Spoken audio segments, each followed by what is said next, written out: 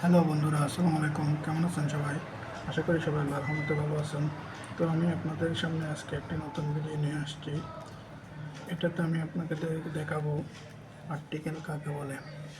তো ইংরেজিতে অ্যান, দা, এই তিনটি শব্দকে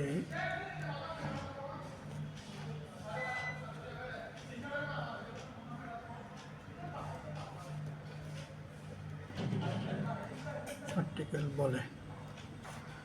আর্টিকেল হলো মূলত অ্যাডজেক্টিভ।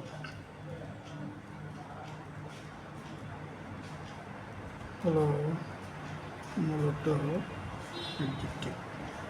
এই অ্যাডজেক্টিভগুলা অ্যাডজেক্টিভের আর্টিকেল হলো মূলত অ্যাডজেক্টিভ।